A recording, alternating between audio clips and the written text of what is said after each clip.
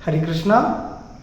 ममे वांसो जीवलोके जीवभूता सनातन मन षष्ठानि निंद्रियाणि प्रकृति स्थानी करसति। इस बद्ध जगत में सारे जीव मेरे शाश्वत अंश है। बद्ध जीवन के कारण वे छहों इंद्रियों से घोर संघर्ष कर रहे हैं, जिनमें मन भी सम्मिलित है। इसका तात्पर्य यह है, इस श्लोक में जीव का स्वरूप स्पष्ट है। जीव परमेश्वर का सनातन रूप से सूक्ष्म अंश है। ऐसा नहीं है कि बद्ध जीवन में वह एक व्यष्टित्व धारण करता है और मुक्त अवस्था में वह परमेश्वर से एकाकार हो जाता है। वह सनातन का अंश रूप है। यहाँ पर स्पष्टतः सनातन कहा गया है। वेद वचन के अनुसार परमेश्वर अपने आप को असंख्य रूपों में प्रकट करके विस्तार करते हैं, जिनमें से व्यक्तिगत विस्तार विश्रुत्व कहलाते हैं और गौड़ विस्तार जीव कहलाते हैं। दूसरे शब्दों में विष्णु तत्व निजी विस्तार स्वांश है और जीव विभिन्नांश पृथकृत अंश है। अपने स्वांश द्वारा वे भगवान राम, नरसिंहदेव, विष्णु मूर्ति तथा वैकुंठ लोक के प्रधान देवों के रूप में प्रकट होते हैं। विभिन्नांश अर्थात जीव सनातन सेवक होते हैं। भगवान के स्वांश सदैव विद्यमान रहते हैं। इसी प्रकार जीवों के विभिन्नांशों के अपने स्वरूप होते हैं। परमेश्वर के विभिन्नांश होने के कारण जीवों में भी उनके आंशिक गुण पाए जाते हैं, जिनमें से स्वतंत्रता एक है। प्रत्येक जीव का आत्मा रूप में अपना व्यष्टित्व और सूक्ष्म स्वातंत्र होता है। इसी स्वातंत्र के दुरुपयोग से जीव बद्ध बनता है और उसके सही उपयोग से वह मुक्त बनता है। दोनों ही अवस्थाओं में वह भगवान के समान ही सनातन होता है। मुक्त अवस्था में वह इस भौतिक अवस्था से मुक्त रहता है और भगवान की दिव्य सेवा में निरत रहता है।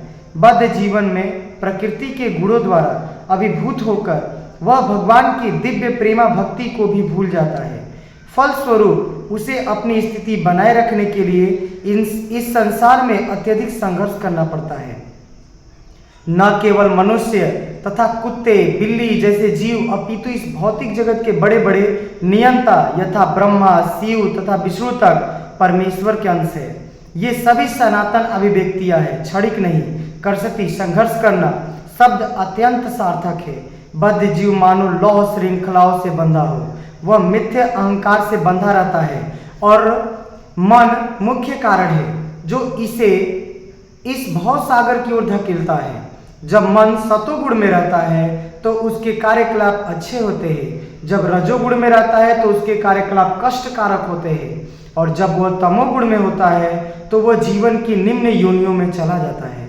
लेकिन इस श्लोक से यह स्पष्ट है कि बद्ध जीव मन तथा इंद्रियों समेत भौतिक शरीर से आवृत है और जब वह मुक्त हो जाता है तो यह भौतिक आवरण नष्ट हो जाता है, लेकिन उसका आध्यात्मिक शरीर अपने व्यष्टि रूप में प्रकट होता है।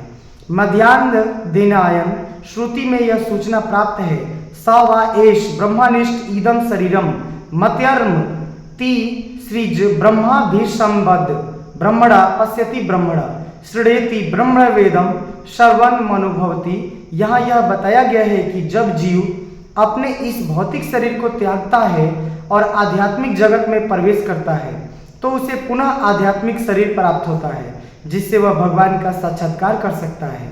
यह उनसे आमने सामने बोल सकता है और सुन सकता है तथा जिस रूप में भगवान है उन्हें समझ सकता है। स्मृति में भी यह ज्ञात होता है, वसंती यत्र पुरुषा सर्वे वैकुंठ मूर्तया। वैकुंठ में सारे जीव भगवान जैसे शरीरों में रहते हैं। जहाँ तक शारीरिक बनावट का प्रश्न है, अंश रूप जीवों तथा विष्णु मूर्ति के विस्तारों अंशों में कोई अंतर नहीं होता। दूसरे शब्दों में भगवान की कृपा से मुक्त होने पर जीव को आध्यात्मिक शरीर प्राप्त होता है। ममेवांश शब्द भी अत्यंत सार्थक है, जिसका अर्थ है भगवान के अंश। भगवान का अंश ऐसा नहीं होता जैसे किसी पदार्थ का टूटा खंड। हम द्वितीय अध्याय में देख चुके हैं कि आत्मा के खंड नहीं किए जा सकते।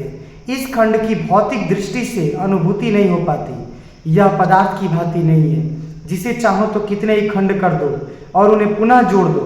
ऐसी विचारधारा यहाँ पर लागू नहीं होती, क्योंकि संस्कृत के सनातन शब्द का प्रयोग हुआ है। विभिन्नांश सनातन है। द्वितीय अध्याय के प्रारंभ में यह भी कहा गया है कि प्रत्येक व्यक्ति के शरीर में भगवान का अंश विद्यमान है। वह अंश जब शारीरिक बंधन से मुक्त हो जाता है तो आध्यात्मिक आकाश में वैकुंठ लोक में अपना आदि आध्यात्मिक शरीर प्राप्त कर लेता है, जिससे वह भगवान की संगति का लाभ उठाता है। किंतु ऐसा समझा जाता है कि जीव भगवान का अंश होने के कारण गुणात्मक दृष्टि से भगवान के ही समान है, जिस प्रकार स्वर्ण के अंश भी स्वर्ण होते हैं। हरे कृष्णा। मिलते हैं अगले श्लोक में। राधे राधे।